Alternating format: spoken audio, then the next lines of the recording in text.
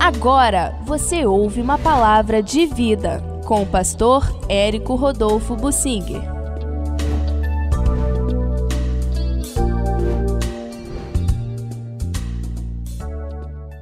As tribos que receberam a sua herança por sortes.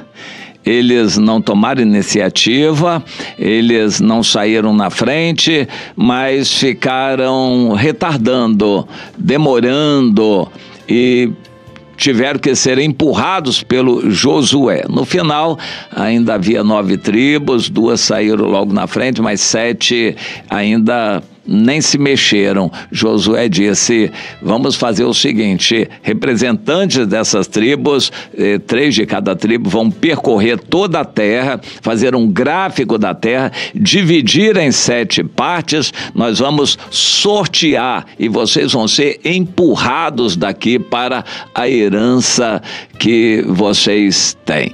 E esse foi o critério contra o qual ninguém podia discutir, ninguém podia reclamar, porque era um critério correto, justo.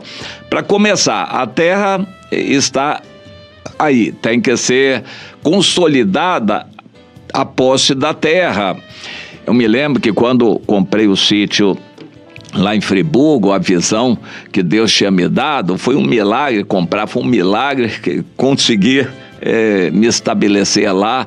Eu orei muito a Deus, comprei apertado, nem conseguia pagar tudo. Enfim, foi muito difícil a compra. Depois foi difícil tomar posse. Eu orei a Deus: Deus, como é que eu vou começar nisso daí? Era mato puro, não tinha nada, nem um caminho, não tinha nem um caminho. Havia um caminho estreito, de pessoa, individual, nada de entrar nem carro, nem carrinho, nem animal, nada disso, era só de pessoas. Mas os que trabalhavam naquele terreno tinham preguiça ou não queriam trabalhar para o outro, então nenhum deles limpava o caminho. Era a coisa mais fácil, passar foice ali, limpar o caminho, mas o caminho não era limpo, nenhum deles queria trabalhar para o outro. Era interessante isso. E o caminho se fechou. Quem chegava de fora não via nada, nenhuma possibilidade de entrar. Só os que conheciam, que tinham sido criados ali, sabiam onde era o caminho. Cada um extremamente egoísta, só queria trabalhar para si. O caminho que era de uso coletivo, ninguém se interessava por ele.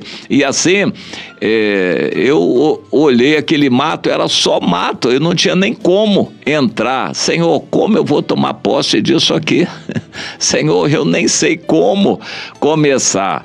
Mas Deus é maravilhoso, ensinou muitas coisas e hoje está lá um sítio. A gente vai trabalhando dia a dia, ano a ano, e Deus vai nos abençoando. Mas o início foi muito difícil. Como tomar posse de um terreno que está distante de mim, onde eu não tenho nada, o terreno não tem nada?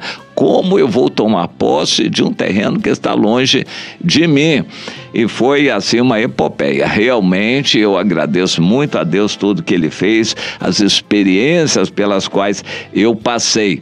O povo de Israel tinha que tomar posse e 7 tribos estavam acomodadas num acampamento juntas e vivendo ali. Tinham gado, tinham que comer, não estavam se preocupando com tomar posse de nada, mas o Senhor disse: não é para ficar aí, vocês têm que ir.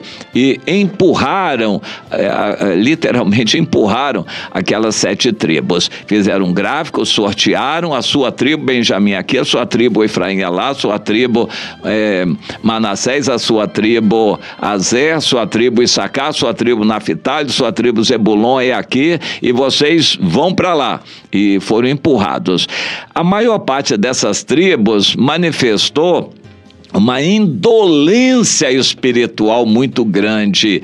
Eles foram, ocuparam apenas os espaços livres, não quiseram lutar contra os antigos moradores que continuaram a permanecer no local, eles não obedeceram ao Senhor, expulsando os moradores antigos e tiveram muita dificuldade.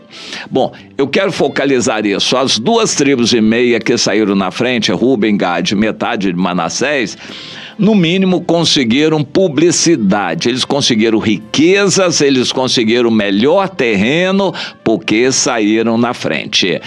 Deus os menciona talvez umas 20 vezes na Bíblia. As últimas tribos, quando muito, uma menção ao seu território, à sua herança, que nem foi bem descrita, nem caracterizada. Os primeiros tiveram muita publicidade, muito da Bíblia escrito sobre eles foram muito abençoados, porque saíram na frente.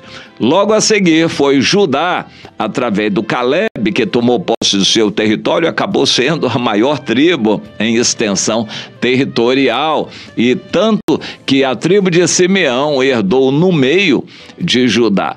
Judá foi grande por causa do líder Caleb que eles tiveram, e foi a tribo poderosa que Deus escolheu, e dela veio nascer Davi, e de Davi, Jesus, a tribo de Judá. Porque Judá saiu na frente. Na terra prometida, foi a primeira que saiu na frente. As outras 2,5 tribos ficaram do outro lado do Jordão.